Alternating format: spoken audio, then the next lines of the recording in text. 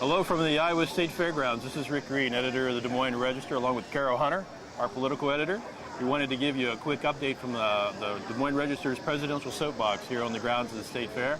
So far, it's been another beautiful day. We're having a great time. Steady flow of crowds, great candidates, lots of interesting conversations about who should be the next president of the United States. And just curious if you want to talk a little bit about Herm Cain. What were your initial thoughts of him this morning? Yes, he was first up. Of course, Mr. Cain is the Georgia businessman. He talks a lot about the pros about being a businessman instead of a career politician. He had about 200 people who came out to see him, and it was a little slow going to start up, but they seemed to kind of warm to him. He talked about some of the same points he hit on the debate last night, but somebody you didn't see at the debate was here this afternoon. That was Thaddeus McCarter. He was the representative out of suburban Detroit who talked an awful lot about Michigan's economy and the contrast with the rest of the nation and the focus on manufacturing. Very plain-speaking, self-deprecating sense of humor. Made some really good connections about the importance of looking closely at our economy and making some of the adjustments that we need to make. So, Rick Santorum was next up. Of course, he's the former Pennsylvania senator. He draws a social conservative crowd. He talks a lot about moral and cultural issues, but he also touches on foreign policy and his experience as a representative and later as senator. He was followed by Dr. Ron Paul, the physician as well as congressman from Texas. Of course, Ron Paul has a libertarian streak to him.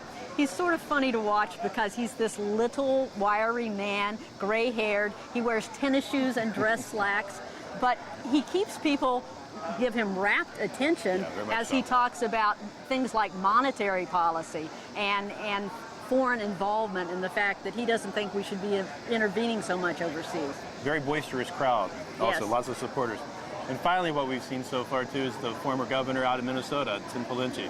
Tim was the first candidate that we've seen in the first 2 days who actually had his spouse, his wife Mary, came out, spoke a few words, focused more on the economy than anything else, exclusively zeroing in on the differences that his economic policies will be that separate him from the other candidates.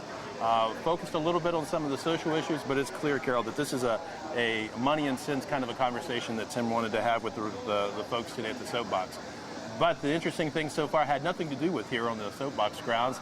There was a literal cattle call over by the livestock barns around 11 o'clock today when word broke that Sarah Palin was in the house. You want to talk a little bit about what we heard from Kathy Obradovich? Yes, of course, Sarah Palin likes to sort of play with the mainstream media, not really telegraph when she's going to come. So she showed up over by the livestock barns around 11 o'clock.